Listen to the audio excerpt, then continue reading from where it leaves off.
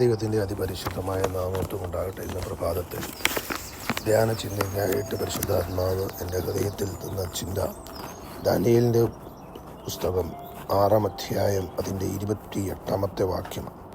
എന്നാൽ ദാനിയേൽ ദാര്യാവേശിൻ്റെ കാഴ്ചയിലും പാഴ്സി രാജാവായ കോരശിൻ്റെ വാഴ്ചയിലും ശുഭപ്പെട്ടിരുന്നു.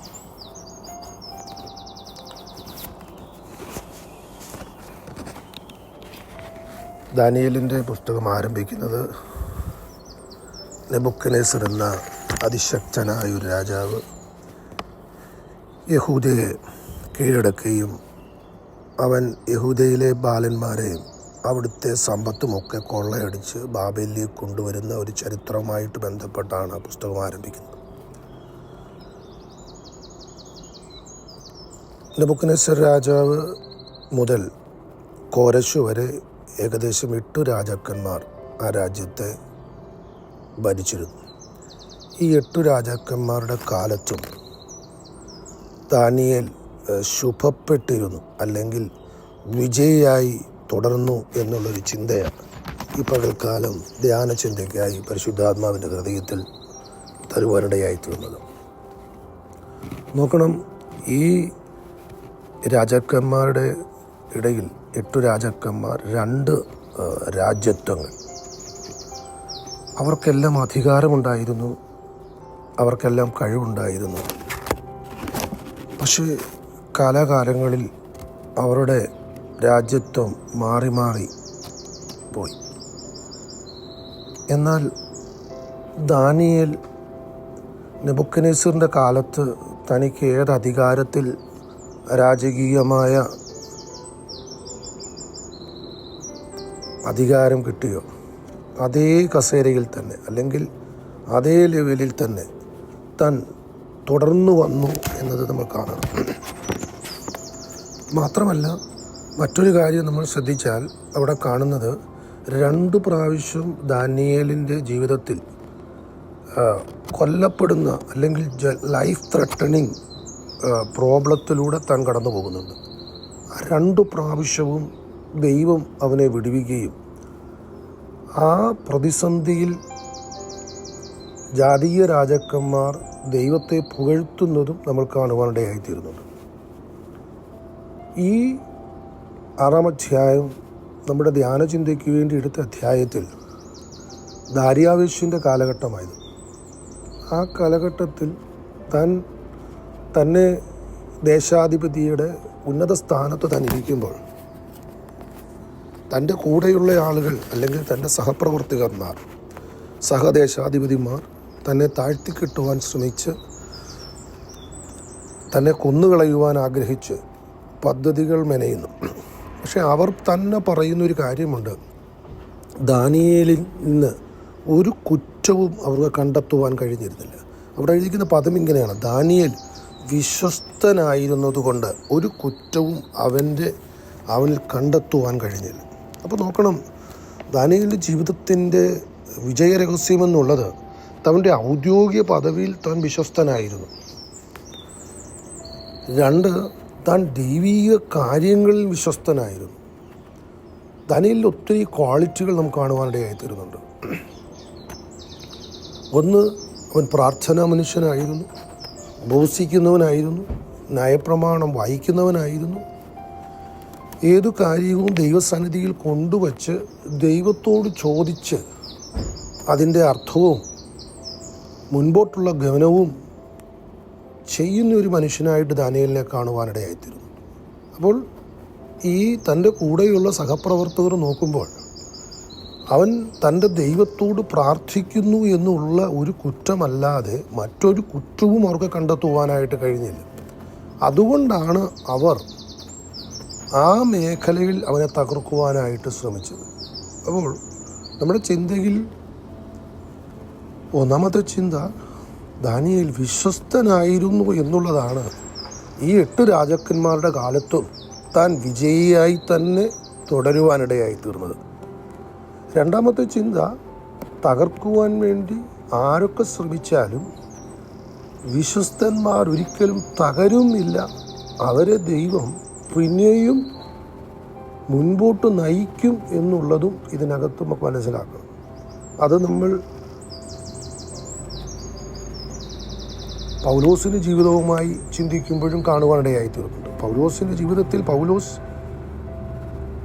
ദൈവത്തിൽ വിശ്വസ്തനായി നിൽക്കുവാൻ ആഗ്രഹിച്ചപ്പോൾ, അല്ലെങ്കിൽ ന്യായപ്രമാണ സംബന്ധമായി താൻ വിശ്വസ്തനായിരുന്നു എന്നുള്ളതാണ് തന്നെ കൊല്ലുവാൻ വേണ്ടി കുറേ യഹൂദന്മാർ ഒന്നിച്ച് ഉപവസിക്കുന്നു. നീണ്ട ഒരു ഉപവാസത്തിലേക്ക്, അല്ലെങ്കിൽ പൗലോസിനെ കൊന്നുകളയുമ്പോഴും ഞങ്ങൾ ഒന്നും ഭക്ഷിക്കുകയില്ലെന്നെടുത്ത തീരുമാനം നമുക്ക് കാണുവാനിടയായി തീർന്നു. പക്ഷെങ്കിൽ പൗലോസ് തകരപ്പെടുകയല്ല, പകരം ഉപവാസം എടുത്ത് ആഹാരം കഴിക്കാതിരുന്ന് അവർ തകർക്കപ്പെട്ടു എന്നത് നമുക്ക് കാണുവാനിടയായി തീർന്നുണ്ട്. പത്രോസിനെ കൊന്നുകളയുവാൻ ഹെരോദാവ് പിടിച്ചു. സഭയുടെ പ്രാർത്ഥനയും ദൈവം തന്നോട് കൊടുത്ത വാഗ്ദത്വവും നിമിത്തം പത്രോസ് കൊല്ലപ്പെടുന്നില്ല. അവൻ ദൈവത്തിന് മുമ്പാകെ വിശ്വസ്തനായിരുന്നു എന്നുള്ളതാണ് താൻ കൊല്ലപ്പെടാതിരിക്കുകയും എന്നാൽ ഉത്തരവ് പറഞ്ഞ ഹെരോദാവ് കൊല്ലപ്പെടുകയും ചെയ്യുന്നത് നമുക്ക് കാണുവാനിടയായി തീർന്നുണ്ട്. ഇവിടെ നമ്മൾ മനസ്സിലാക്കേണ്ടത് വിശ്വസ്തത എന്നുള്ളതാണ് വിജയത്തിൻ്റെ രഹസ്യം. ദൈവത്തോട് വിശ്വസ്തരായിരിക്കുക, മനുഷ്യരോട് വിശ്വസ്തരായിരിക്കുക, ഏൽപ്പിച്ച ദൗത്യങ്ങൾ വിശ്വസ്തരായിരിക്കുക. Price the Lord.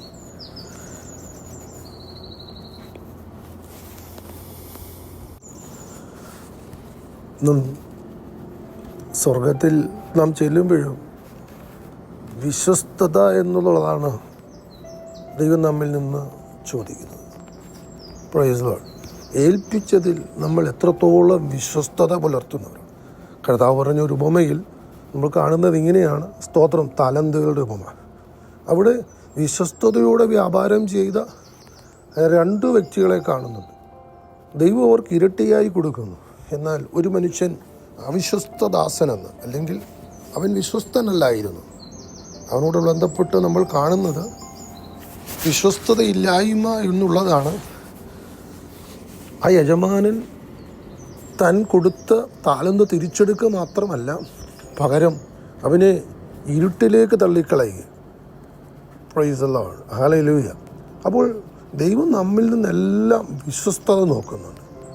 വിശ്വസ്തത പാലിക്കുന്ന വ്യക്തികളെ കർത്താവ് ഇരട്ടിയായി അനുഗ്രഹിക്കുന്നു എന്നുള്ളതും ഈ പകൽക്കാലത്തെ ഈ ധ്യാന ചിന്തയിൽ ഞാൻ പരിശുദ്ധാത്മാവ് നമ്മെ ബോധവൽക്കരിക്കുവാൻ ആഗ്രഹിക്കുന്നത്.